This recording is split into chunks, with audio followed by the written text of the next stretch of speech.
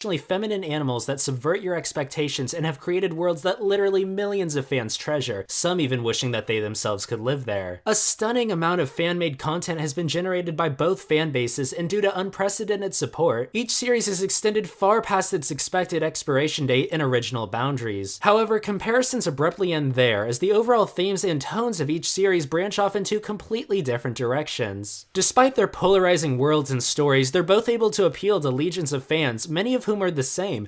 How is this possible? It all boils down to one word: escapism. Real life sucks, at least in comparison, so why wouldn't you enjoy these worlds more? What makes them nice pairs for each other is that they entice fans in different but not mutually exclusive ways. If you think living in Equestria would be swell, that doesn't mean being a member of ThunderClan wouldn't be totally rad as well. They each offer unique and exciting alternatives to our own society that speak to our various desires. When you first watch Friendship is Magic, you expect a girly show, and that's what you get, except with a twist. It's a girly show that's cool with hints of darkness, edginess, epicness, and other vaguely defined buzzwords that are basically synonymous for mature. Fundamentally, Equestria is a blissful and colorful world, but not to a degree that it would be off-putting. See, the real world can feel artificial and colorless, but this one is bright and more in touch with nature, not to mention a heck of a lot friendlier. So unless metropolitan dwelling is your thing, you'll probably find this world more in touch with your soul, so to speak. Additionally, way cooler stuff happens in Equestria. There's magic, you can fly, and you can save the world a couple times a season. That blows the roof off of saving your boss from caffeine withdrawal or any other equally degrading jobs. It's practically paradise 90% of the time and a raging battlefield the other 10%, so as never to get mundane and monotonous. On the flip side, you've got the Warriors universe. I think the reason this series is such a success with its target demographic is because it caters to kids' unrequited desires. The youth of today are subjected to about 6 hours of classroom time during the best hours of the day 5 times a week for the majority of the year. They're packed into overcrowded classrooms and then given inadequate personal attention as they're forced to learn the state-mandated curriculum. This is all about delivering education on the most broad and accessible level. There's little to no individual expression and no way for educators to cater to somebody's strengths, interests, and methods of learning. Sure, this all works for some people, but it's at the expense of others who don't fit the system. The smartest people I know are actually people who didn't get straight A's, but who flash their exceptional ability through means other than classical testing methods. Compare this dystopian educational reality to that of the mentor-apprentice relationship in Warriors. Here, young apprentices receive one-on-one instruction with their mentors. There's a basic set of skills that they need to learn, but this relationship allows young cats to have their mentors' undivided attention while developing them. They're assessed and given feedback on every move they make, unlike in classrooms where you're lucky if the teacher has enough time to answer your question, let alone tailor their teaching methods to your individual needs. Not only does this constant interaction allow for positive and negative feedback that's imperative for young developing persons, but it also allows for a powerful emotional bond to form between the two parties. As far as I can tell, the relationship between these two individuals is far more personal and open than that of a modern-day classroom teacher and student, and perhaps even that of an adolescent child and their parent. The attention, support, and direction given to apprentices is a relationship that many people, myself included, didn't have while we were reading these books. The overall way society works in both of these franchises is also made to appeal to our individual drives. In My Little Pony, you get to chase your dreams and be whatever you find makes your life most fulfilling. Even transitional work like Rainbow Dash's job as part of Ponyville's weather team allows characters to utilize and practice their strengths as they look forward to bigger and better futures. No matter what you do with your life, you'll live comfortably and harmoniously with the community unless you decide to be a swindling con man. Back to Warriors, every single member of the clan is provided for and valued regardless of their ability or age. Furthermore, you can contribute to it in the way that best reflects your skill set and physique. If you're a good fighter, then you can patrol the territory and fight in battles. If you're a good hunter, you can focus your efforts on providing food for your clanmates. Perhaps you're a girl and you want to have kids. Well, you can be a full-time queen and help create and raise the next generation. And heck, maybe you're no good at any of this stuff, but there will always be a meal and supportive companions waiting for you at the end of the day, so long as you try your best. Both MLP and Warriors portray characters with disabilities who are nonetheless able to live successful and meaningful lives despite their limitations. Despite being unable to fly fly, Scootaloo has alternative talents and a role model in Rainbow Dash whose love for her is unconditional with regards to her physical ability. Likewise in Warriors, there are several examples of cats with crippling injuries or disabilities who are able to contribute to their clans. In my opinion, Jay Feather is the best character in the entire series, and his internal and external struggles with his blindness and the emotions that came with it alone carried an entire arc of the series. Neither MLP or Warriors are portrayed as perfect worlds, but they often contain a sense of natural justice that puts them more in the category of the best of all possible worlds. Scootaloo can't fly, but she's unmatched on the scooter. Jay Feather is blind, but is in turn endowed with heightened senses as well as extraordinary powers. While there are some counterexamples, these characters are the ones put in the spotlight, so they in turn represent the perceived conditions of disadvantaged persons in these stories. Like MLP, Warriors has its fair share of action. Believe it or not, kids and adults largely enjoy competition, and there's nothing wrong with imagining yourself as an ace warrior fighting your enemies. Especially when you're dismissed or even bullied in real life, thinking about physically dominating others can help you overcome the frustration of social isolation. Now, I'm not saying to go around punching people you don't like, but I think we should stop trying to discourage expression of violence in our kids. Telling kids they're not allowed to play fight or write and think about it is not commendable, it's not progressive, and it's not going to end violence in the world. Warriors provides a safe outlet for this type of expression. Whether you're reading the books, role-playing with others, or simply imagining scenarios in your head, the violent culture of the clans is no doubt a major draw to the series. The books certainly don't promote violence, as characters work to prevent it on several occasions, but they do indulge it in a way that can be satisfactory to the readers. Many of us live safe and relatively pampered lives compared to other places and time periods. The more gritty and adventurous tones of the Warriors series gives many readers a portal to a world that they find more exciting than their own. All around, it's easy to see why these two franchises have created universes that appeal to so many people in very different ways. They provide a spiritual oasis of sorts from our normal lives and allow fans to picture something greater and more riveting for themselves. When you as a creator have constructed a world that's more appealing to your audience than their own, then you've succeeded at your job. Many congratulations and thanks to Aaron Hunter and Lauren Faust for their phenomenal work and vision in their respective series. They've all created something that me and countless others can get lost in and will always have a special place in our minds and hearts. I hope you enjoyed this comparison of the appeals of the Warriors and MLP series. What about their universes appeal to you, and could you picture yourself living in them? Also, be sure to let me know if you'd be interested in more videos on the Warrior Cat series, whether it be an analysis